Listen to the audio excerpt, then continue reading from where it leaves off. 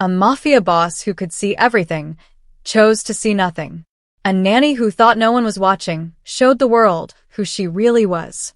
And two little girls caught in the middle would change both their lives forever. The world thinks Park Sung-jin is untouchable. He runs half of Cheongju's underground empire with one hand and raises his twin daughters with the other. But right now, the most dangerous man in Korea is sitting in a wooden chair, wearing fake prescription glasses, pretending he cannot see a single thing, because the woman he just hired to care for his children does not know she is being tested. Subscribe now and stay close, because this story is about to take you somewhere you did not expect. The ad had been simple. Nanny needed. Twin girls, age 4. Live-in position. Discretion required.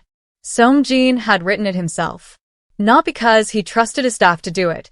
He trusted no one with anything that touched his daughters, but because the last 3 nannies had lasted a combined total of 11 days. One had taken photographs of the estate and sold them to a gossip blog. One had recognized his face and started shaking so badly she could not hold a cup. The third had been perfectly fine until she realized what kind of man signed her paycheck, and then she had packed her bags at 2 in the morning without saying a word. So when his assistant, Wook-jin, slid a single resume across his desk and said, "This one is different," Sung-jin had not looked up from his papers. They all looked different on paper. She flew here from Cape Town. She did not ask about the salary before the interview. She asked about the girls. That made him look up. Her name was Celeste Abra, 28 years old. Born in a city on the southern coast of a country she described in her cover letter as a place where the ocean argues with the mountains every single day. She had a degree in early childhood development. She had worked for 3 families before this one. All 3 had written her references by hand, not typed, which meant they had meant every word. He had read the references 4 times. He had also done what he always did with people who were about to enter his home. He had learned everything there was to learn about her. Not because he was cruel, because he was careful. And careful men did not end up dead. Celeste Abra had no connection to any of his enemies. She had no debt that could be used against her. She had a younger brother named Theo who was studying engineering back home, and she was paying his tuition herself. She sent money every month without fail, even when her own account dipped low. She had done this for 3 years. That told him more than the references ever could. Still, he needed to be sure. Not about her loyalty to him. He did not need her to be loyal to him. He needed to be sure about one thing and one thing only: how she treated small people when no one with power was watching. His daughters, Sua and Han, were 4 years old and already the most important thing in the world to him. Their mother had left when they were 18 months old, not because Sung-jin had been cruel to her, but because she had fallen in love with someone else and had the rare decency to say so directly. He had let her go. He had not let her take the girls. Sua was the louder twin. She announced everything. She had opinions about her socks. She once spent 40 minutes explaining to Sung-jin why the color orange was untrustworthy, and she had made some very compelling points. Haein was quieter, but quieter the way a deep river was quiet. Still on the surface, everything happening underneath. She watched people the way Sung-jin watched people, carefully, without showing that she was doing it. Both girls needed someone who would see them, not manage them, not perform kindness for the cameras, and there were cameras everywhere in this house, though Celeste did not know that yet. They needed someone who would actually genuinely care. So Sung-jin had come up with a plan. He had told Celeste during her interview, which Wook-jin had conducted, not him, that the girl's father had recently suffered an injury that had left him with significant vision loss. He could see light and shadow, she was told. General shapes. Nothing detailed. He would be present in the house but largely in his study. He would need to be guided when he moved through new spaces. He was adjusting to his condition and preferred not to discuss it. It was a lie from beginning to end. Sung-jin could see perfectly. He saw in fine, sharp detail. He saw the tiny crease that appeared between Celeste's eyebrows during her video call portion of the interview when she was told about his condition, a crease that said she was not suspicious but thoughtful. He saw the exact moment she decided, silently, that she would treat him gently. He had not expected that to affect him. It did, a little. He filed it away. And so, on the morning Celeste Abra arrived at the estate with one large suitcase and a tote bag full of children's books, Songjin was already seated in the main sitting room, wearing his fake glasses, holding a cup of tea he had not touched, waiting. Wookjin brought her in. Songjin heard her footsteps before he saw her, and he was watching, from behind the blur of the lenses, carefully. She walked with a particular kind of quiet confidence. Not the confidence of someone who had nothing to be afraid of. The confidence of someone who had been afraid many times and had decided not to let it run the show. Mr. Songjin, Wookjin said, "This is Celeste." Songjin turned his face in her direction, slightly off, the way a person with impaired vision might. "Thank you for coming," he said. "I hope the drive was not too long." "It was fine," Celeste said. Her voice was warmer than he had expected. Rooted, somehow, the kind of voice that did not need a room to be quiet before it could fill it. "The girls, are they here?" "Not. This house is beautiful." "Not? You're younger than I expected." "Not anything about him at all." "They're upstairs," Wookjin said. "They know you're coming. Sua has already prepared a speech." A small sound from Celeste, not quite a laugh, but the beginning of one. "About what?" "We genuinely don't know. She wouldn't tell us." Songjin listened to all of this without moving his expression. He was calibrating, storing, watching, behind glass that made the world look slightly warped. Wookjin showed Celeste to her room, a comfortable suite on the same floor as the girls' rooms, connected by a short hallway. Songjin knew the exact moment she stepped inside because one of the hallway cameras captured it. She set down her suitcase, looked around slowly, then walked to the window and stood there for a long moment looking out at the garden. She was not inspecting the room. She was not calculating its value. She was just standing, breathing, like she was arriving somewhere, not just arriving. Then Sua's voice came through the hallway at full volume. "I asked the new nanny here, yet because I have things to say." And Celeste laughed. A real one this time. Songjin, watching through the camera feed on the small tablet Wookjin had quietly left beside his chair, felt something that was not quite suspicion and not quite relief. It was something in between, a door that had been stuck beginning very slightly to open. He was not ready for that. He closed the feed. The first 3 days were a performance, his performance. He moved through the house slowly, one hand occasionally trailing along walls, turning his head just a beat too late when someone spoke. He let Celeste guide him once, briefly, when she found him in the kitchen doorway and said, "The counter edge is right here on your left." And she said it so matter-of-factly, no pity in it, just information, that he had to work to keep his face neutral. What he was really doing was watching. He watched how she was with Sua, who was a force of nature in small shoes. Celeste did not try to quiet her.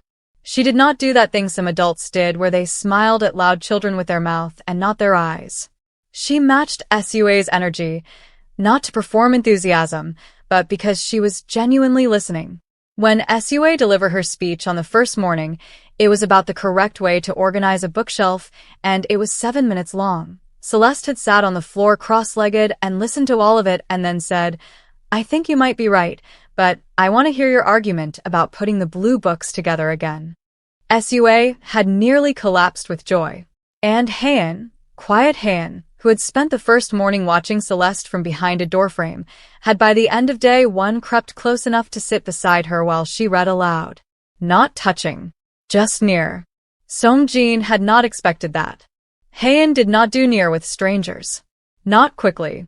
He watched from doorways, from the hallway camera feeds, from the corner of rooms where his blurred vision was a plausible excuse for his stillness. He was cataloging everything. Every moment, Celeste thought she was unobserved. On day 2, he watched her put Han to bed. He had positioned himself in the hallway, looking for the bathroom. He told no one, because no one was there, and through the half-open door, he watched Celeste sit on the edge of Han's bed in the dark and say, very softly, "You don't have to talk if you don't want to. We can just sit here." And Han, who had not said more than 12 words to Celeste yet, had reached out and taken hold of 2 of Celeste's fingers. That was all. 2 fingers. But Celeste had stayed until Han was asleep, unmoving, not looking at her phone, not sighing, not looking toward the door. Just there. Seong-jin had walked back to his study with his hands in his pockets and stood at the dark window for a long time. On day 3, it happened, the first moment he had not predicted. He was in the garden, sitting on the low stone bench near the far hedge, listening. He did this sometimes, sat outside, and thought. The garden staff knew not to disturb him. The girls were supposed to be inside for their afternoon rest. But he heard small footsteps on the stone path, and then Sua's voice, pitched low in a way she almost never pitched it. Is it true that when people can't see anymore, they feel really scared? A pause. Celeste's voice, sometimes. It depends on the person. Does Appa feel scared? Seong-jin did not move. Another pause. Celeste said carefully, I think your father feels a lot of things. But scared isn't the main one. You know why I think that? Why? Because he's still here. Every morning, he's still in this house, still figuring it out. Scared people sometimes run away. Your father didn't run. Sua was quiet for a moment. Then, he never runs away from anything. Wookjin said that. He said Appa is the most stubborn person he ever met. That sounds about right, Celeste said, and he could hear the smile in it. Is stubborn bad? It can be. But when it keeps someone near the people they love, it's not the worst thing. Seong-jin kept his face toward the hedge. Behind the fake glasses, his eyes were open, and he was looking at nothing, and he was thinking about the last time someone had said something true about him without knowing he could hear it. He could not remember when that had been. He had his answer by day 3. Celeste Abra was exactly what her references said she was, genuine, consistent, kind not as a strategy but as a reflex. He should have ended the test, told her the truth, taken off the glasses and said, I can see fine, I was checking, here is your confirmed employment. He did not. He told himself it was because he needed more data, that 3 days was not enough, that he had to be certain. But that evening, sitting at the dinner table with his daughters, Celeste ate with them at Sua's insistence, which Seong-jin had not predicted and had not stopped. He listened to Han, who never spoke at dinner, lean toward Celeste and whisper, I saved you the last dumpling. And Celeste had whispered back, completely seriously, Han, that is the kindest thing anyone has done for me in a very long time. Han had looked, there was no other word for it, proud. Seong-jin picked up his chopsticks and ate his food and said nothing. But his jaw was not tight. His face was not hard. He was doing something he almost never did at this table. He was sitting there without armor on. And that was when the real trouble started. Not the kind that came with danger. The other kind. The kind that was much harder to plan for. The most dangerous thing about Celeste Abra was not what she said. It was what she made people feel safe enough to show. And Seong-jin, who had spent 15 years making sure no one could see past his walls, was starting to notice that she wasn't trying to break them. She was just standing on the other side, being warm. And the walls were doing something walls were never supposed to do. They were considering it. The lie had a shelf life. Seong-jin knew that. Every constructed thing eventually met the moment it could not hold anymore. And this one was already showing small cracks, because Celeste Abra was not an unobservant woman. He noticed it first on day 5. She had come into the study to bring him afternoon tea, something she had started doing without being asked, which he had not told her to stop, and she had set the tray down on the side table, said, tea is on your right, about an arm's length, and then paused. He had not looked toward the sound of the tray. He had looked toward her voice, which was slightly to the left of where the tray was. It was a small mistake, a half-second of instinct overriding performance. He corrected immediately, turning his face toward the tray, reaching for it the way a man with limited vision reached for things, slowly, with intention. But when she left, he sat very still and replayed the moment. She had paused. She had not said anything, but she had paused. He told Wookjin that evening. She may be noticing inconsistencies. Wook-jin, who had been with Song-jin for 11 years and had the particular talent of delivering honest assessments without being reckless about it, said, "Then perhaps it is time to stop." "Not yet." Wook-jin looked at him for a moment. "May I ask what you are still testing for?" Song-jin did not answer, which was, in its own way, an answer, and Wook-jin had been with him long enough to understand that. The truth was something Song-jin had not said out loud and was not ready to. The test had shifted. It was no longer about whether Celeste was trustworthy with the girls. He already knew that. What it had quietly, without his permission, become was something else. He was watching her the way he watched things he did not fully understand yet. Carefully, trying to figure out the shape of the thing before he decided what to do about it. That was new. He did not like new things. New things meant exposure. But day 6 arrived and Celeste did something that made him forget, briefly, that he was supposed to be keeping his distance. Sua had a nightmare. It happened at 2 in the morning. Song-jin knew because he barely slept, had not slept well in years, and heard the sound immediately. He was out of his room before the second cry, moving down the hall in the dark, and then he stopped because Celeste was already there. She had gotten there first.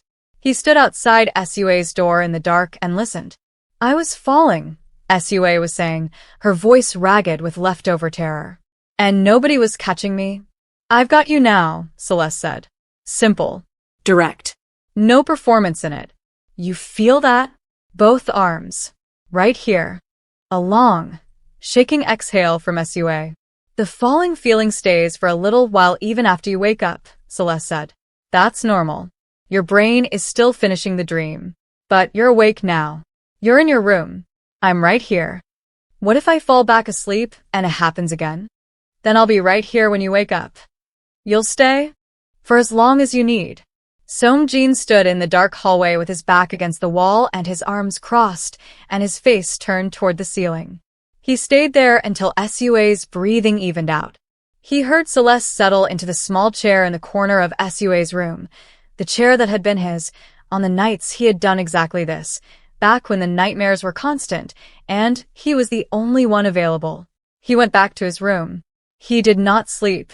In the morning, Celeste looked tired in the way people looked when they had not slept, but were pretending they were fine. She made the girls breakfast. Haeun's specific kind, the way Haeun had shown her, with the eggs on the side not touching the rice, and helped Sua find the single sock that had gone missing from a pair that Sua declared to be her most important socks. Song-jin sat at the kitchen table with his tea and his fake glasses and watched all of this. Sua found the sock inside her own shoe, which was where she had put it herself, and then forgotten. She held it up like a trophy. Celeste gave her a high five with full seriousness. Haeun looked at Song-jin from across the table. She had been doing this more lately, looking at him with that quiet, deep river look, like she was measuring something. He looked back. She tilted her head, very slightly, in Celeste's direction. Then she looked back at her eggs. He was 4 years old once. He did not remember being 4 years old the way his daughters were 4 years old, unguarded, all their interior life visible on their faces. He had learned early to hide. His daughters had not had to learn that yet. He intended to keep it that way for as long as he possibly could. But Haeun had just communicated something to him that he understood perfectly. "She is good, Appa. You can see it, can't you?" He drank his tea. There were things happening beyond the walls of the estate, of course. There always were. Song-jin's world did not stop because he had decided to sit in his own kitchen pretending to be blind and watching a woman count his daughter's sock situation with complete dedication. His lieutenant, a terse and efficient man named Baek-hyun, no, his name was Do Sung-pil, had been managing the day-to-day operations with his usual controlled competence, but on day 8, Sung-pil came to the study with his mouth set in a line that meant something had gone sideways. "Jong's people," Sung-pil said, naming the head of a rival organization from the northern port region. "They've been asking questions about the estate. Not loudly. Quietly." "What kind of questions?" "The kind that are really requests for information about who's living here." Song-jin removed his fake glasses. Sung-pil knew about the deception, had thought it was an unnecessary risk from the beginning and had said so once and then dropped it and rubbed the bridge of his nose. Timeline? A week. Maybe 10 days before they decide they've learned enough to do something with what they know. Then we have a week. We have a week to do what, exactly? Songjin looked at his lieutenant for a long moment. To make sure that whatever they are planning, they have the wrong information. Sungpil nodded slowly. And the nanny is not relevant to this conversation. Another long look from Sungpil. She is relevant if she becomes a target. The room shifted. Not visibly, Songjin's face did not change. But something in the temperature of his silence changed, and Sungpil, who had known him for 9 years, noticed it. Make sure she isn't, Songjin said. It was not a sentence that left room for interpretation. After Sungpil left, Songjin sat at his desk for a long time. The threat from Zhang's organization was not new. The man had been circling Songjin's territory for 2 years like a bird deciding whether the fruit was worth the branch. What was new was the timing. What was new was that Celeste had been here 8 days, and there were now people asking about who lived in this house. He told himself it was a coincidence. His rational mind, which was very good at its job, said, "She's been vetted. There is no connection. The timing is nothing." But he was a man who had survived 15 years in a world that killed people regularly, and he had not survived by trusting coincidences. He put the glasses back on. He went downstairs. Celeste was in the garden with the girls. He stood at the window of the sitting room and watched. She had set up some kind of project. There were large sheets of paper spread on the stone table and paint, and both girls were completely covered in it in a way that was going to require a full change of clothes for everyone involved. Haein, who was usually so careful, had both hands deep in blue paint and was pressing them onto the paper with an expression of profound concentration. Sue had moved past paper and was now apparently painting her own arm, which Celeste was observing with the careful neutrality of someone deciding whether this needed to be stopped or was fine. She decided it was fine. She said something to Sue that made Sue laugh. That big, rolling laugh that she had inherited from no one Songjin could identify, and then Haein, without looking up from her paper, said something too, and Celeste's head turned toward her so fast you could see the surprise in it. Because Haein rarely made jokes. And whatever she had said had been a joke. Celeste's whole face changed. She looked at Haein with something that was not just amusement. It was delight. The specific delight of discovering that someone quiet has depths you did not expect. Songjin had looked at his daughter with that exact expression many times. He turned away from the window. That evening, after the girls were in bed and the house had gone quiet, he found Celeste in the kitchen. She was sitting at the counter with a notebook and a pen, writing something. She had a glass of water. She had not heard him come in.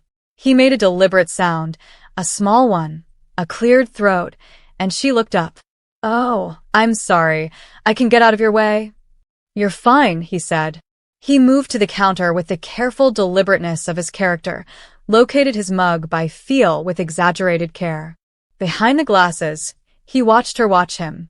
She was doing it again, that quiet, measuring look. "What are you writing?" A brief pause. Notes. About the girls. Things I've noticed. Things I want to try. What kind of things? She looked at the notebook. Haein gets overwhelmed when transitions happen too fast. She needs a little warning 5 more minutes before we switch activities, not just a sudden stop.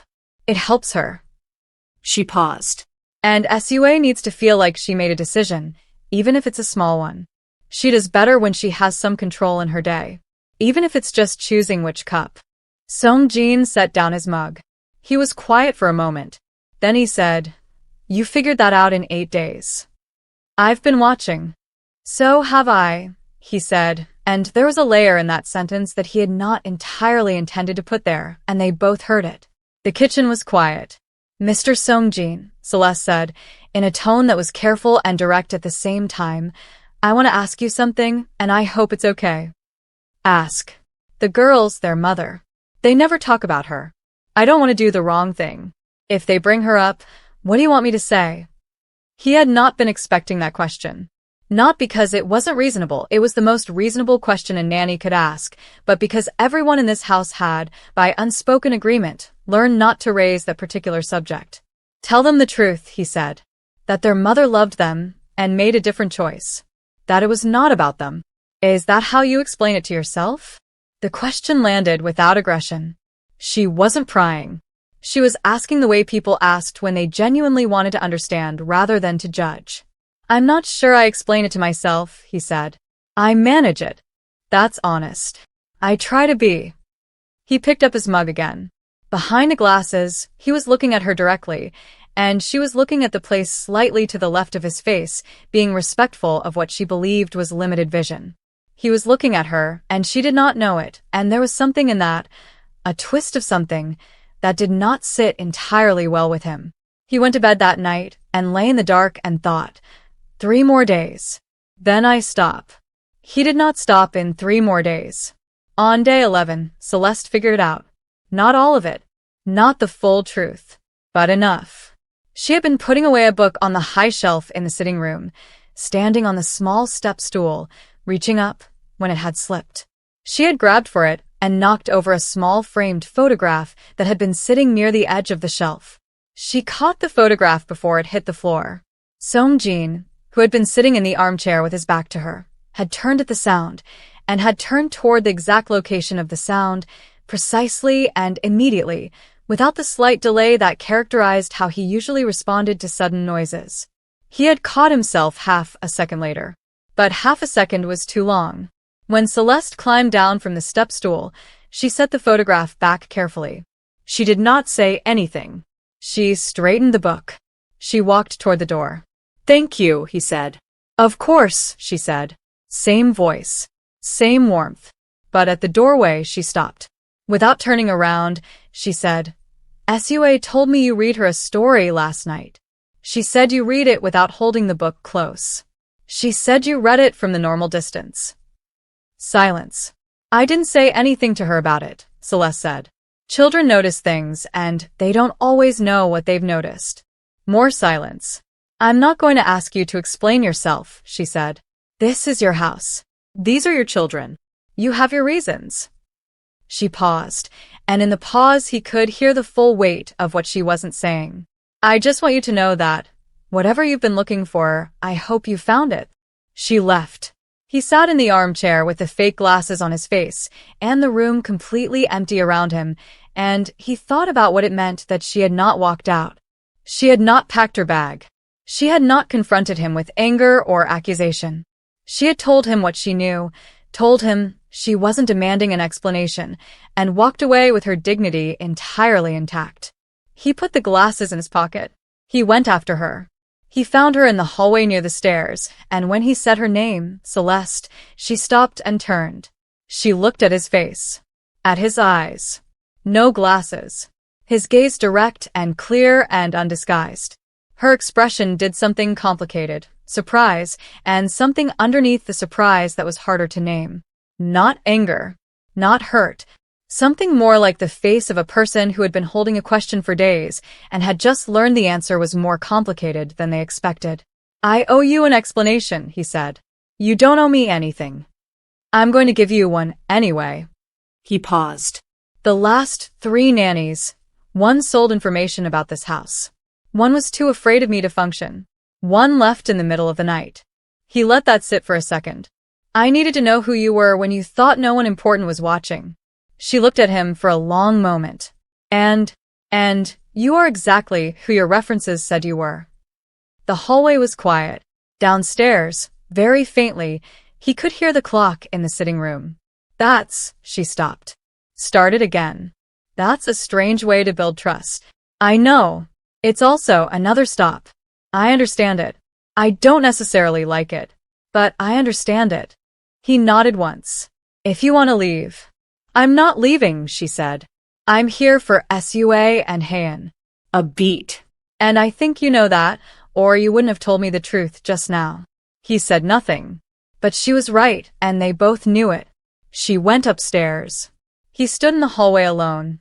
Really alone, really seen, which was not a thing he had been in a very long time, and the wall that had been considering the warmth on the other side took one more step back from where it had started. Two things were now true at once. Songjin had found what he was looking for, and he had found something he was not looking for at all. Outside the estate walls, Zhang's people were getting closer, and in a locked office 3 miles away, a photograph taken by a drone 2 days ago was sitting on a desk, a photograph of Celeste Abra in the garden with 2 small girls. Someone had just circled her face. The photograph changed everything. Sungpil brought it to Songjin the next morning. Printed, placed inside a plain envelope, delivered with the particular quietness that meant the information inside was the kind that required a still room and a steady mind. Songjin looked at it for exactly 4 seconds. Then he set it face down on his desk. Where did this come from? One of Zhang's lower-level people. He was trying to sell it, not to us, to a tabloid. Our contact intercepted it before the exchange. Sungpil paused. There are more. This is just the one they chose to show us first. How many people have seen her face? In connection with this house? For that we know of. Possibly 6. Songjin stood up. He walked to the window. Outside, the garden was still. Early morning, the light just beginning to figure itself out over the hedges. The stone table where Celeste had set up the painting project was bare and clean. What do they want? What they always want. Leverage. Zhang is not trying to hurt you directly. He knows better. He wants to apply pressure from an angle you haven't protected. Through her. Through the children. She's the access point they've identified. The room went very quiet. The kind of quiet that had weight. She stays inside the estate until this is resolved, Songjin said. Effective today. She'll have questions. Then I'll answer them. Sungpil picked up the envelope. He was almost at the door before Songjin spoke again. Have you told anyone else about the photograph? Only you. Keep it that way. After Sungpil left, Songjin stood at the window for 3 more minutes. He was not panicking. Panic was not something he had access to anymore, had not been for years.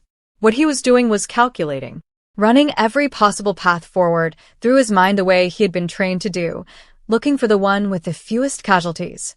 The problem was that this particular calculation kept returning the same answer. The safest thing for Celeste was to send her away. Give her a reason that didn't touch the truth. Pay her generously. Let her go back to Cape Town, or wherever she chose, far from this house and the weight of what surrounded it. The safest thing for his daughters was to keep her here. Those 2 things were not the same thing, and the distance between them was where all his trouble lived. He went downstairs. Celeste was in the playroom with Han, who had woken up early and gone looking for someone the way she sometimes did, quietly, without announcement, just appearing at a doorway until the right person noticed. Celeste had noticed. They were sitting on the floor together with a large puzzle spread between them, one of those puzzles with big, satisfying pieces that locked together with a sound like a small decision being made. Songjin stood in the doorway. Neither of them heard him. This one, Han said, picking up a piece with a careful seriousness. Try it, Celeste said. Han tried it. It did not fit. She tried it the other direction. Still no. Rotate it once more, Celeste said. Han rotated it. It locked in. She looked up at Celeste with the expression of someone who had just confirmed a theory. You knew, Han said. I had a feeling, but you're the one who put it in. Han considered this distinction. She decided she approved of it. She picked up another piece. Songjin stepped into the room. Celeste looked up directly at his eyes because he was not wearing the glasses anymore, had not worn them since the hallway conversation 2 days ago, and her expression did its usual thing, present, reading, neutral in the way that meant she was doing a lot of interior thinking. Good morning, she said. Good morning. He crouched down, a thing he did sometimes with Han, came to her level rather than staying above it. Han handed him a puzzle piece, without looking at him. He took it, looked at the board, found its place, locked it in. Han gave a small nod. Correct. I need to talk to you, he told Celeste. When you have a moment. SUA will be up in 20 minutes, she said. I can come find you after she's settled. He nodded and stood. At the door he paused, because Han said his name. Not Appa, which was what she usually called him, but something she had started doing occasionally. Songjin. testing the shape of it. He turned. She held up a puzzle piece and looked at him steadily. He came back, took the piece, found its place. Locked it in. She went back to the puzzle. He went to his study and waited, and thought about how his daughters had a talent for making him feel, in the middle of complicated and dangerous things, that the most important thing happening in the world was a puzzle piece finding its place. Celeste came to the study 23 minutes later. She sat in the chair across from his desk, not the edge of it, the way people sat when they were expecting to leave quickly but settled, the way she sat when she intended to actually be present for a conversation. "There is a situation," he said. "I'm going to tell you the truth about it. All of it. And then I need you to make a decision." She looked at him. "Okay." He told her. Not everything about his world. That was a conversation that had a different shape and a different time. But the relevant things, that there were people who wanted to apply pressure to him by moving through people connected to his house. That she had been identified and photographed. That the risk was not immediate but was real. That he had two options for her. She could leave, with full pay and his guarantee of safe passage, or she could stay, under increased security protocols, with full knowledge of why. When he finished, the room was quiet. Celeste was looking at the desk. Not at him. At the surface of the desk, which was where people's eyes went when they were sorting through something large. "The girls," she said. "If I leave, what happens to them?" He had expected a lot of responses. That was not one of them. "They'll be cared for," he said. "I'll find someone." "That's not what I asked." He stopped. Hayan just started talking, Celeste said. "Not just words, actually talking. To me, to Sua, a little bit to you. That took 11 days. If you bring in someone new, that process starts over." She paused. Sua has nightmares 3 times a week. She has a system now. I know what she needs when she wakes up. A new person won't know that for weeks. Another pause. "I'm not saying this to make myself sound important. I'm saying it because you asked me to make a decision, and these are the things that matter to me." Songjin was quiet. "I'll stay," she said. "Whatever security protocols you need, I'll follow them. I'm not going to pretend the risk doesn't matter. It does." She looked up at him. "But I'm not going to leave because someone took a photograph of me in a garden." He looked at her for a long moment. Then, "You understand what I am, what this house is." "I understand enough," she said. "The girls didn't choose it. That's what I understand most." Something shifted in the room. A pressure equalizing, like a door opened in a sealed space. "Thank you," he said. And he meant it with a completeness that surprised him. The security increase was invisible to anyone outside the estate and only slightly visible inside it. 2 additional staff who moved through the grounds with the quiet efficiency of people who were very good at a job that didn't have a public title. Cameras upgraded. The delivery protocols changed. Celeste was briefed by Sungpil in a 15-minute conversation that she listened to with the focused attention of someone filing everything accurately. After Sungpil left, she had stood in the hallway and taken one long breath. Then she had gone to find the girls. Songjin had watched that breath. He had seen the moment she let herself feel the weight of it, and then the moment she decided to set it down and go be present for 2 4-year-olds who needed lunch and a story, and someone to notice that Hayan's left braid was coming loose. He wondered, not for the first time, where that came from. That capacity. That choice. He thought about Theo, the younger brother she sent money home to every month. He thought about the 3 handwritten references. He thought about a woman who had grown up somewhere the ocean argued with the mountains every day and had come out of it knowing how to hold difficult things without letting them spill onto smaller people.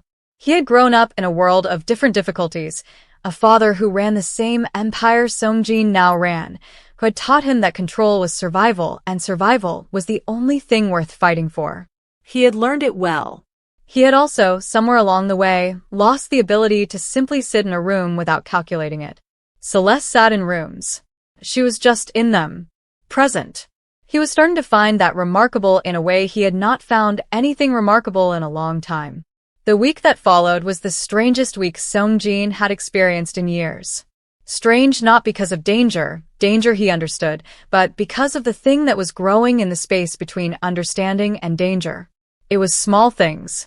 It was always small things.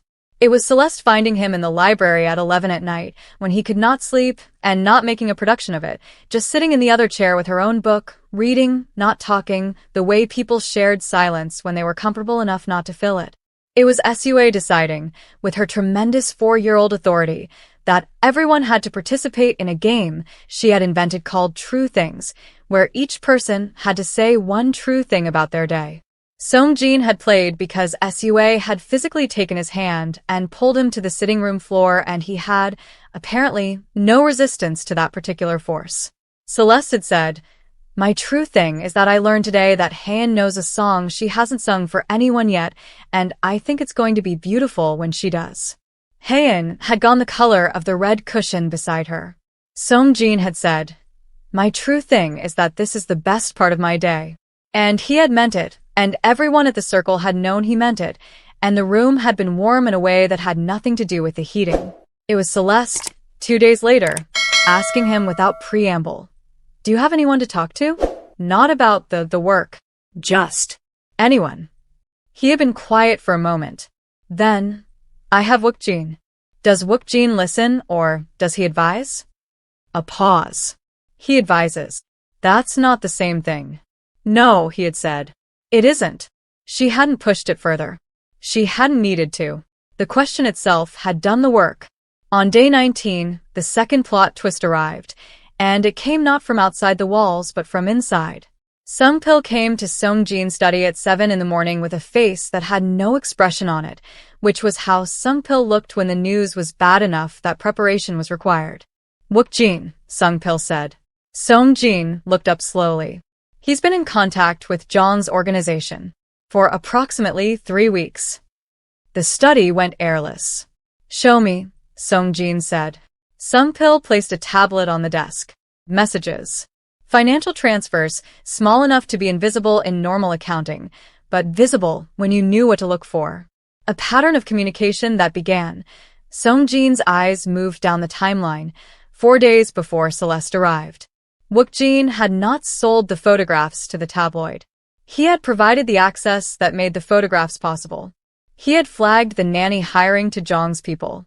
He had been the source. 11 years. Songjin sat very still. "Where is he now?" he said, and his voice was the specific quiet that Sungpil had learned over the years to treat with great care. "We have him. He's not going anywhere." "The girls don't know anything. Celeste has them in the garden. I made sure of it before I came to you." Songjin stood up. He walked to the window. Outside, distantly, he could hear Sua's voice, that carrying, declarative voice, saying something about a leaf. He could not hear the words, just the tone. The tone of a child who had found something interesting and needed to tell someone about it immediately. 11 years.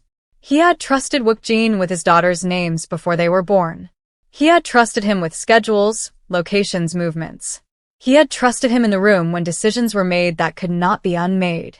And Wookjin had turned. Not dramatically. Not with hatred or violence. The quiet way.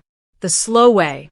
The way that was almost worse because it meant the trust had been a slow leak for a very long time, not a single break. "The reason," Songjin said. "Has he given one?" "Zhang offered him more than you were paying him." A long silence. "That's all. That's all." Songjin turned from the window. His face was composed. His hands were still. "Handle it," he said.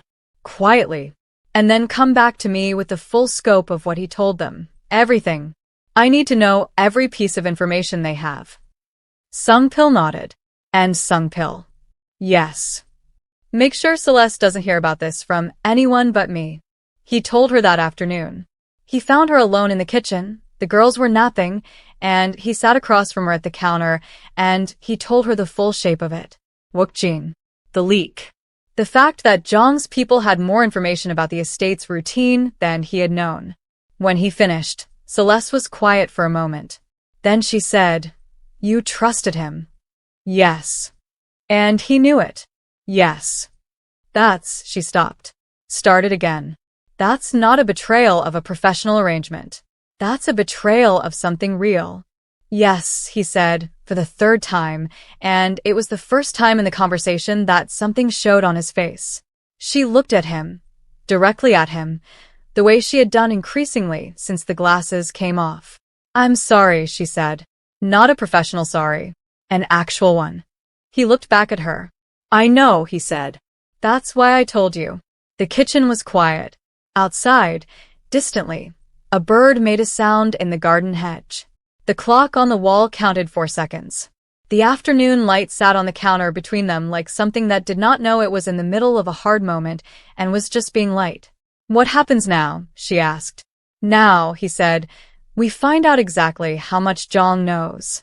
And we act before he does." "And the girls?" "The girls," he said, "stay safe. Whatever it costs." She nodded. She looked at the counter for a moment. Then she said quietly, "You're not going to do this alone." He was about to say that he did everything alone. That was simply how it had always been. That was simply the shape of his life. But something about the way she had said it, not as an offer, not as comfort, but as a statement of fact, direct and grounded, the way she said everything, made the automatic response stop before it arrived. He said nothing. She took that as the answer it was. Wookjin was gone. Zhang had a week's worth of information he should not have had. And somewhere in the city, a plan was being finalized that Songjin did not yet know the shape of. But for the first time in a very long time, there was someone in the house who knew the weight of what he was carrying and had not, upon learning it, moved toward the door. That was not nothing. That was, in fact, everything. The plan Zhang had been building came into shape on day 22, and it was not what Songjin had expected. He had expected aggression. A direct move against his operations, something loud and territorial, the kind of play that announced itself. What Zhang sent instead was a letter. Handwritten. Delivered through a neutral party, a lawyer Songjin recognized as someone who worked for people who wanted clean hands on dirty business. The letter was brief. It said, "Your household has become interesting to me. I propose a conversation. Come alone." 3 days.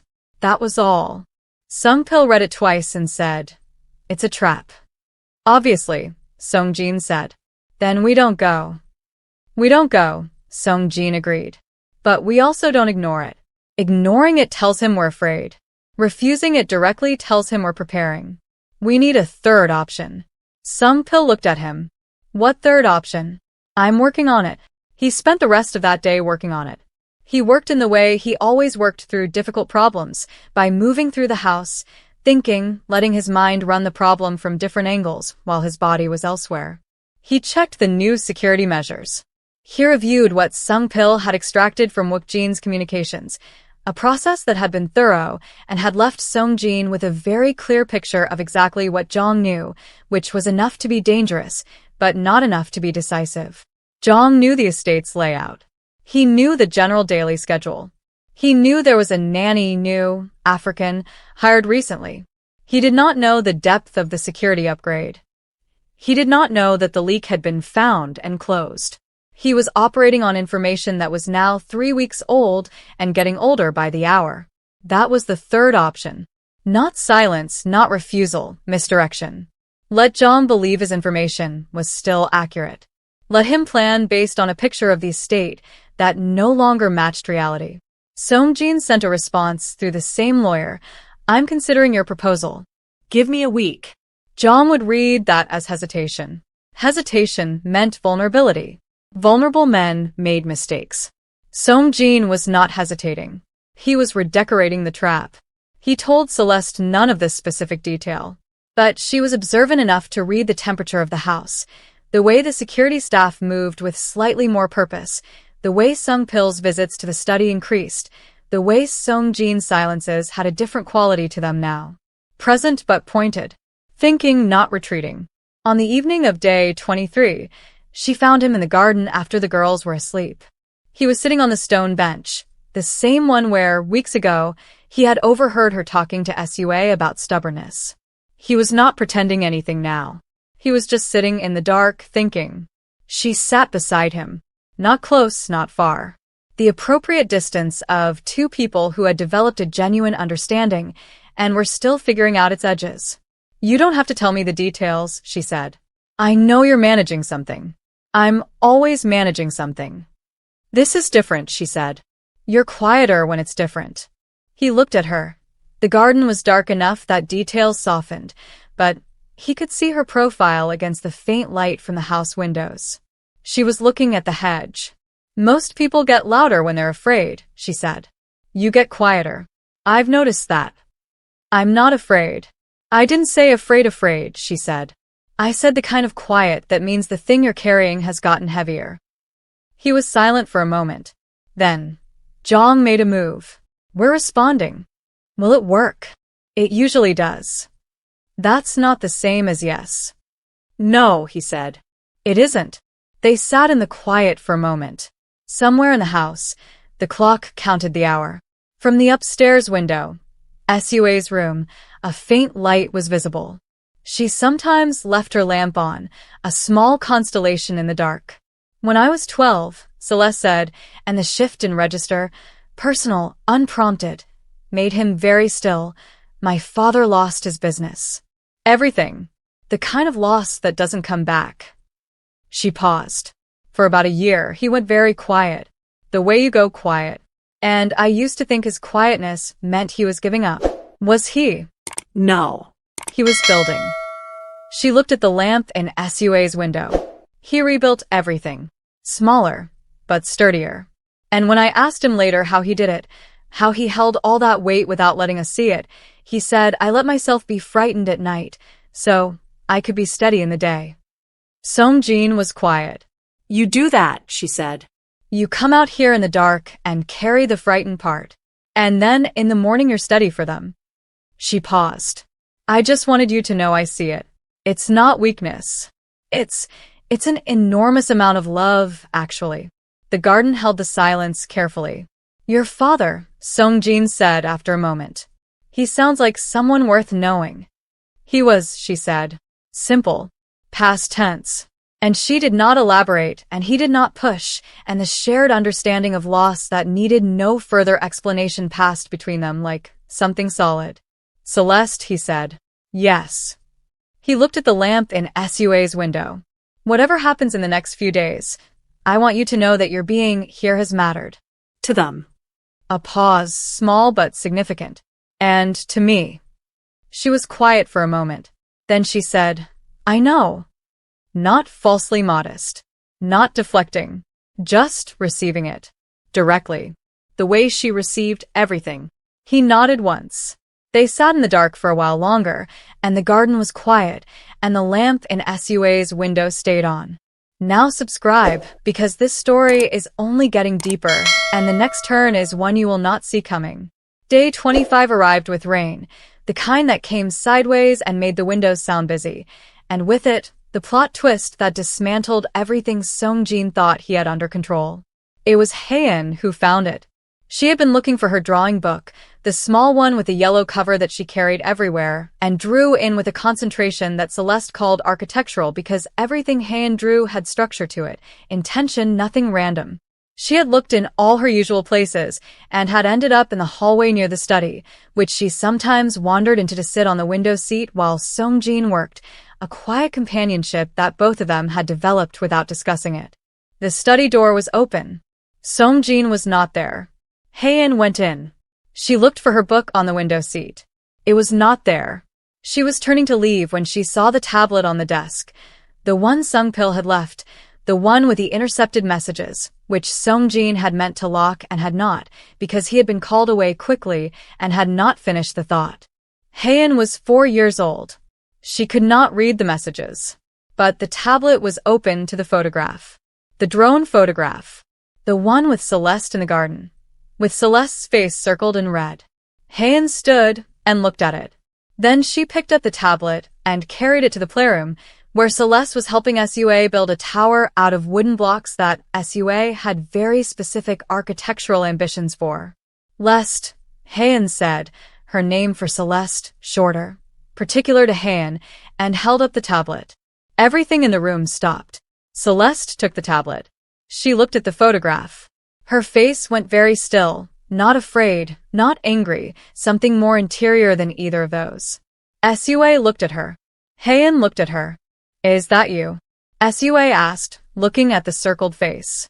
Celeste said, Yes. Why is it circled? A pause. A very short one.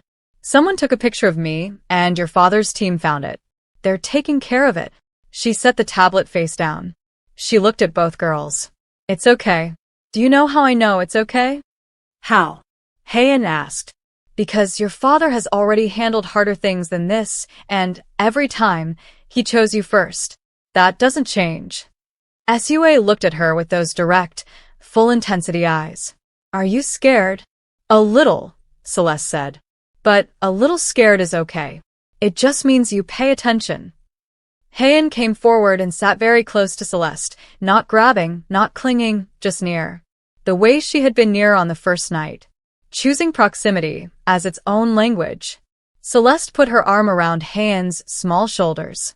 She looked at the tablet on the floor. She took a breath. And then she picked up a wooden block and handed it to Sua. Where does this one go in your design? Sua assessed the block. Assessed her tower. Made a decision. Here, she said, pointing. They built. Songjin found out about the tablet 20 minutes later. Sungpil told him with a careful tone of someone delivering news that had multiple layers of consequence. Songjin went immediately to the playroom. The tower was 4 feet tall and structurally improbable. Sua was directing its expansion with a focused energy of someone who had decided this was her life's work. Heian was seated beside Celeste, drawing in her yellow book, which had been found wedged between the couch cushions, where no one could explain it had gotten. Celeste looked up when Songjin came in. He looked at her. A question in it. Are you all right? Are they all right? Compressed into a single look. She answered it the same way. A small nod. We're all right. Appa. Sua said without looking up from her tower. This is load-bearing. Don't bump anything. I won't, he said. He sat on the floor near Heian. Heian turned her drawing book to show him what she was drawing, a house, with 4 figures in front of it. Rough, the way 4-year-old drawings were rough. But 4 figures. Clearly 4. He looked at it for a moment. Then he looked at Celeste, who had seen it too, and whose expression was doing something very careful and very full at the same time. He looked back at the drawing. 4 figures. He said nothing. But his hand, resting on the floor beside Heian, opened slightly, palm up, the way you held a hand out to a small person who might want to take it. Heian, without looking up from her book, placed her small hand in his. That night, after the girls were asleep, the 3rd plot twist of the week arrived, and this one came from a direction no one had been watching. Celeste's phone showed a message. Not from a number she recognized. The message was 5 words. I know where you are. She stared at it for a long moment. Then she walked to Songjin's study and knocked. He opened the door. She held up the phone. He took it. Read the message. His face did not change, but something behind his eyes went very sharp, very focused, the way a lens adjusted for distance. He looked up at her. When did this come? 3 minutes ago. Did you respond? No. Good. He handed the phone back. He was already moving, reaching for his own phone, calling Sungpil, the conversation quick and technical and conducted in Korean that she could not follow but whose urgency needed no translation. When he hung up, he looked at her. I need you to trust me for the next 48 hours. I do trust you, she said. And then, because she was Celeste and she did not say things she did not mean. That's not nothing, given everything I know about you. I know, he said. What's going to happen? We're going to finish this. He looked at her steadily. Zhang made a mistake. He contacted you directly. That means he's impatient. Impatient people accelerate their timelines, and that's when they make errors. You wanted him to make an error. I wanted him to try something I could see coming. She looked at him. You planned for this. I planned for the possibility of this. There's a difference. Not much of one, from where I'm standing. A pause. And then, quiet, unexpected, he almost smiled. It was not a full smile. It was the beginning of one, suppressed before it arrived, but visible in the corner of his mouth for just a moment. She saw it. She did not comment on it. She filed it away. Go be with the girls if they wake, he said. Don't open any doors tonight without checking with Sungpil first. She nodded. She turned to go. Celeste. She turned back. The drawing Hayan showed you today, he said. The one with 4 figures. She waited. She drew it yesterday as well. I found it in the recycling. She had thrown it away and drawn it again. He paused. She doesn't redraw things. She gets them right the first time. A silence. The first version, he said quietly. It had 3 figures. She understood. She understood completely. And she stood in the doorway of his study with the weight of that settling over her. Not heavy, but real, the way real things felt, and she said, "She added me." "Yes," he said. She nodded once. She left. He stood in the study alone and listened to her footsteps go down the hall, and then he picked up his phone and called Sungpil, and they began to dismantle Jong's plan piece by piece through the remaining hours of the night. The 48 hours that followed were the longest Celeste had experienced since arriving. The estate was locked and quiet and operating on a frequency she could feel but not see. Things happening in the background of ordinary life. Sungpil's people moving through corridors at odd hours, Songjin disappearing into the study for long stretches and emerging with the focused stillness of someone who had just concluded a significant conversation. She kept the girls' days as normal as she possibly could. She did this deliberately and with skill, not by pretending nothing was happening because children sense pretending and it made them more anxious than the truth, but by being genuinely present. Story time happened. The block tower, which had now reached a height that SUA declared historic, continued its expansion. Hayan finished her drawing and showed it to Songjin at dinner, and he had looked at it for a long moment and then asked if he could keep it, and Hayan had said yes with the gravity of someone bestowing something important.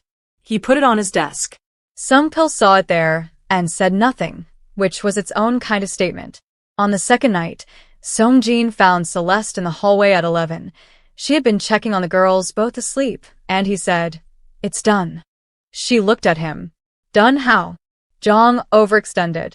He moved resources before he was ready because he thought he still had the element of surprise. He didn't. A pause. He's been neutralized. Not permanently. Men like Jong don't disappear. But his operation has been set back significantly, and he no longer has any interest in this house. We've seen to that. She exhaled. It was quiet and controlled, but he heard the relief in it. "The girls are safe," he said. "You're safe."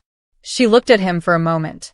Her eyes were tired, the careful tiredness of someone who had been holding a lot in a small space for 2 days. "You should sleep," she said. "I don't sleep well." "I know," she said, "but you should try."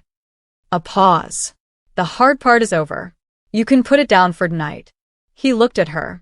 She was telling him what her father had taught her, that you let yourself feel the frightened part in the dark, so you could be steady in the day. She was giving him permission for the night version. He did not know what to do with that. He had not, in a very long time, been given permission for anything. "Good night, Songjin," she said. He said, "Good night, Celeste." She went to her room. He stood in the hallway alone for a moment, in the dark, in the quiet house, and then he went to his study and sat at his desk and looked at Hayan's drawing, 4 figures, a house, until his eyes went unfocused and his breathing slowed. He did not sleep well, but he slept. Something had been decided in the space of 48 hours that had nothing to do with Jong. Something that had no tactical name and no strategic category. Something that lived in the territory between a drawing with 4 figures and a hallway at midnight and a woman who said put it down for tonight like she had earned the right to say it. And had. And in the morning, when he came downstairs and found Celeste and both girls already at the breakfast table, and Sua said, "Appa, you missed the announcement about something involving the block tower," and Hayan quietly pushed his tea toward him without being asked. He sat down. Not like a man resuming a position. Like a man arriving somewhere. Day 28 began the way the best days did, without announcement. Sua woke up first, as she always did, and the sound of her moving through the house was its own kind of alarm clock, not unpleasant, just present, like a radio turning on in another room. Hayan woke up second and went directly to the window the way she always did, checking the garden the way some people check their phones, making sure the world was still arranged correctly. Celeste was already in the kitchen when Songjin came downstairs. She was making the girls' breakfast. Haeun's specific kind, eggs on the side not touching the rice, a rule that had never been negotiated and never needed to be. Sua was at the counter already, sitting on the high stool, delivering a comprehensive review of a dream she had experienced the previous night that had involved a talking fish with very strong opinions about architecture. Songjin stood in the kitchen doorway for a moment before anyone saw him. He was not cataloging. He was not calculating. He was just looking at the ordinary, unremarkable, entirely irreplaceable scene of his daughters being alive and well and fed and heard, in a kitchen that smelled like rice and morning, by a woman who had stayed when she had every reason to go. Sua saw him. Appa. The fish said the tower design was wrong.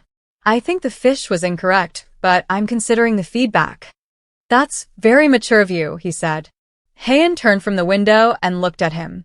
She patted the stool beside her. He sat down. Celeste placed his tea in front of him, at the correct distance, at the correct temperature, which she had learned without being told, and then went back to the eggs and said, without turning around, Sungpil called. He said to tell you the matter from the northern region has been fully resolved. His word was, she paused, concluded. Songjin wrapped his hands around his tea. Thank you. Also, Sua said, Haeun and I have decided something. What have you decided? Sua looked at Haeun. Haeun gave a small nod, the nod of someone who had approved a proposal after careful review. Sua looked back at Songjin with the full gravity of her 4-year-old authority. We decided that Les should stay. Not just for a job. Just stay. Here. With us. The kitchen went very quiet. Celeste's back was still turned. She was looking at the eggs. She was very deliberately looking at the eggs. Songjin looked at his daughters.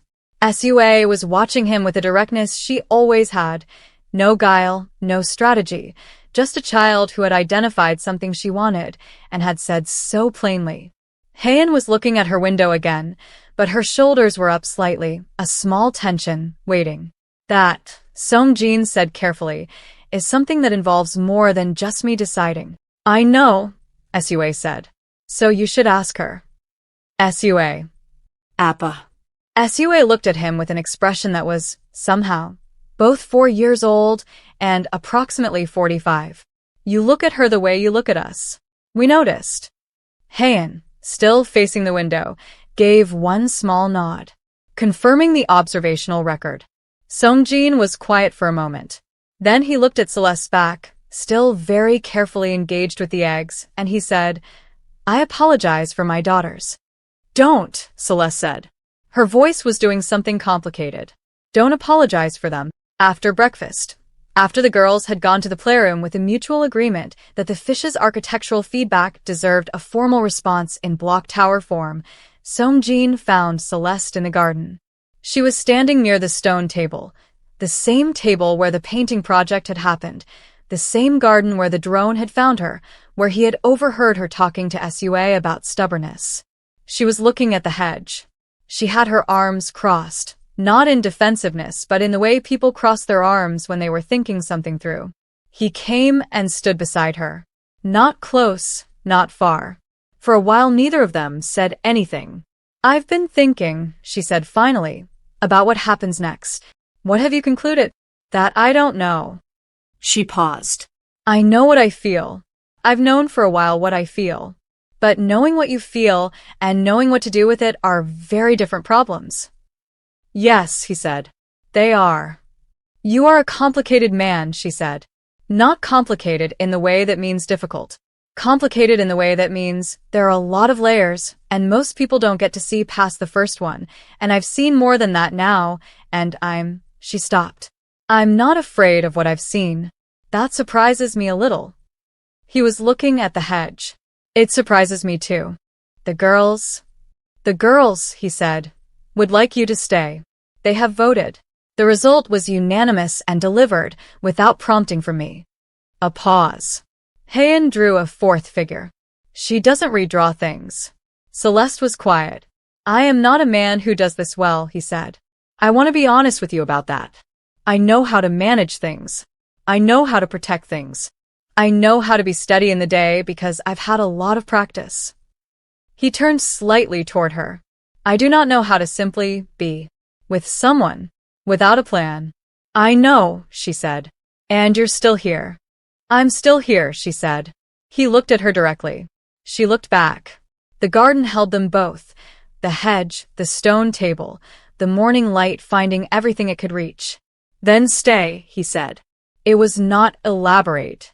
It was not decorated. It was the plainest sentence he had said in years, and it cost him something to say it, and she could see that it cost him, and she did not look away from the cost. I'm not staying because of a job, she said. I know that. And I'm not staying because I feel sorry for you. I know that too. I'm staying, she said, because this. She gestured, a small gesture that took in the garden and the house, and the sound of Sua's voice coming from an upstairs window explaining something to Han about fish-based architectural critique. This is real. And real things are worth staying for. He nodded once. Yes, he said. They are. They stood in the garden in the morning light, and it was not a dramatic moment. There were no grand declarations, no sweeping gestures. It was simply two people who had been through something significant together, standing in daylight, deciding, quietly, plainly, with full knowledge of what it meant, to continue. That was enough. That was, in fact, more than enough. 3 days later, something happened that neither of them had planned for, which was, by now, becoming a pattern in this house. Celeste received a letter. Physical, handwritten, addressed in a script she recognized immediately. It had been forwarded from her previous address. Someone had tracked it through 3 forwarding addresses to find her here, which meant whoever sent it had been looking. She opened it in her room alone. It was from her mother. Celeste had not spoken to her mother in 4 years. The silence between them was not dramatic.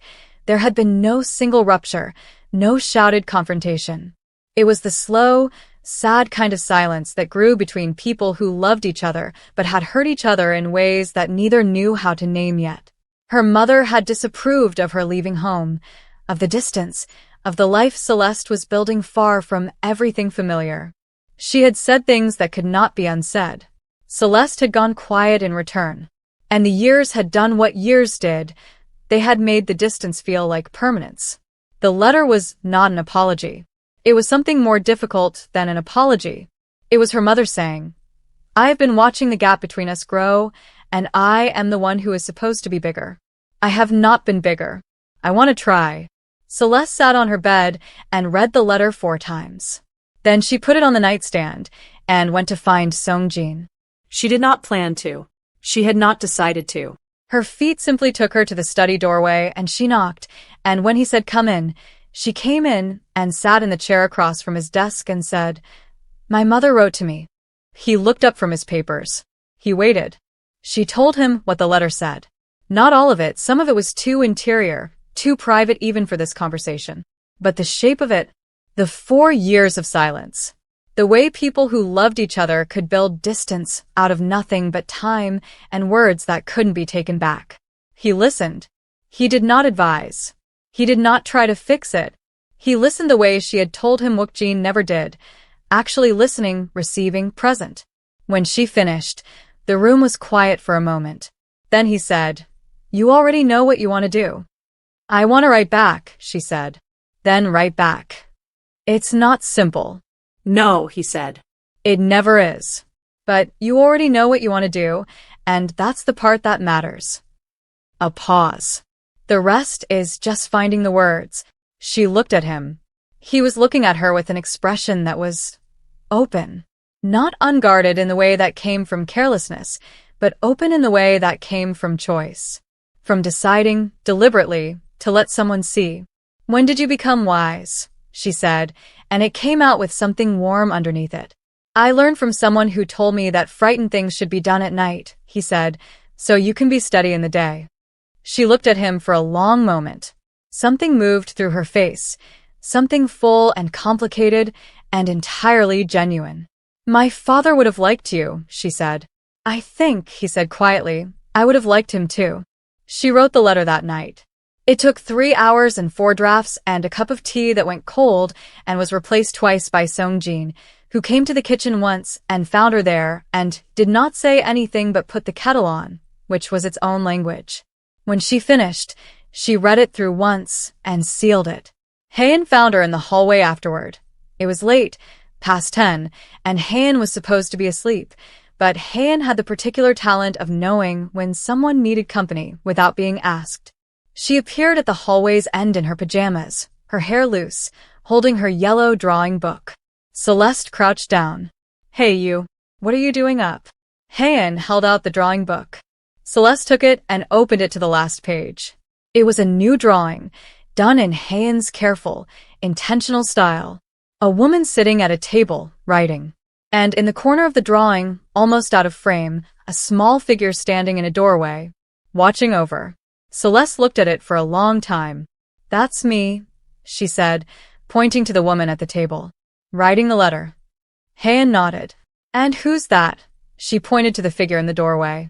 Haein said, "Appa." Celeste closed the drawing book gently.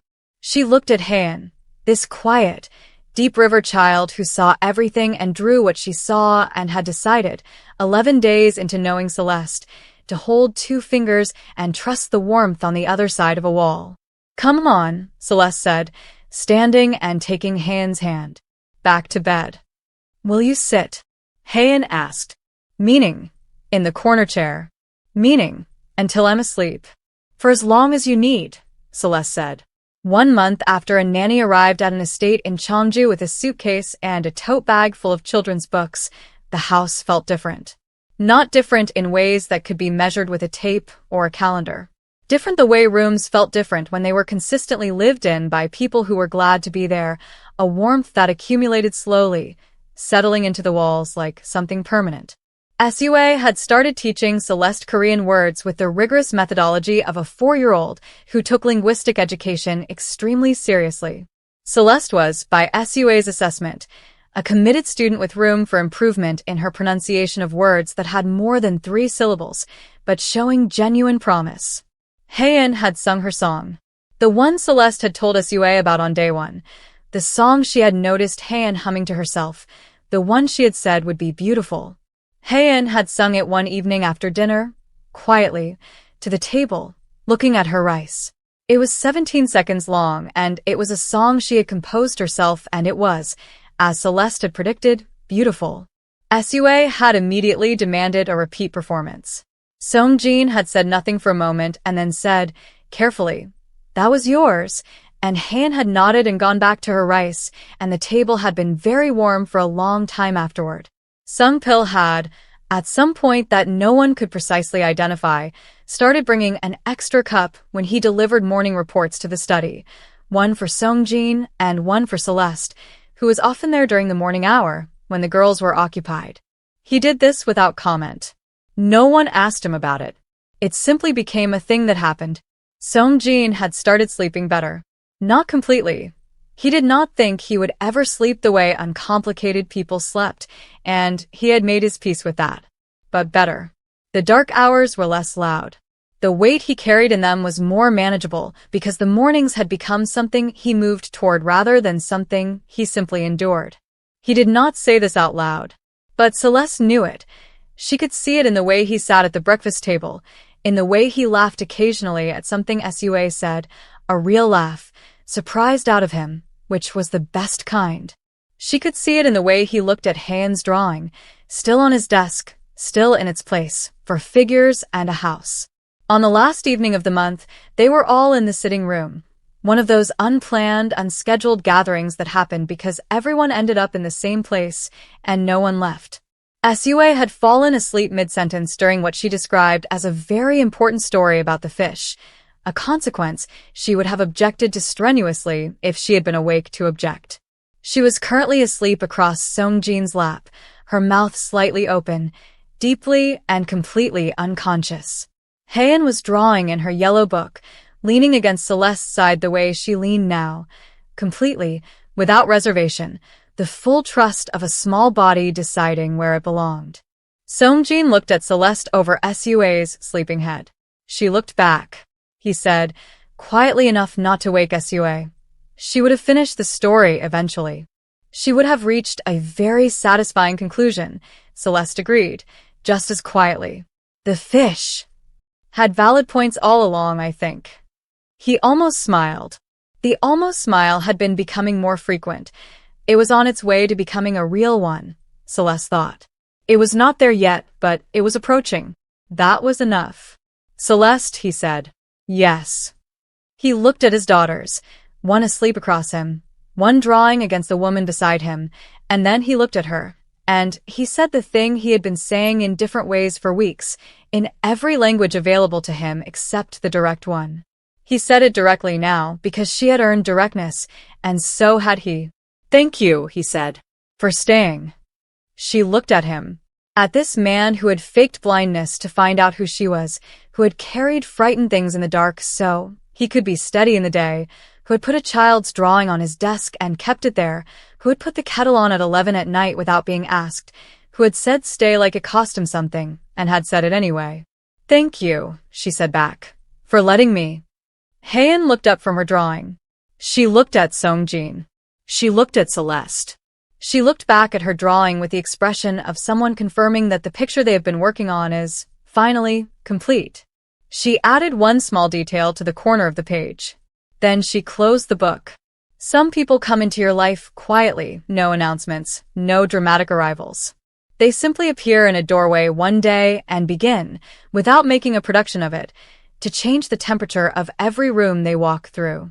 This story just proved that the most guarded hearts are not broken open. They are simply met by someone patient enough to wait. Share this with someone who believes that real love begins where pretending ends. New stories are released every week on this channel, and each one is built to stay with you long after the last word. Tap that subscribe button and become part of a community that believes storytelling is one of the most powerful things in the world.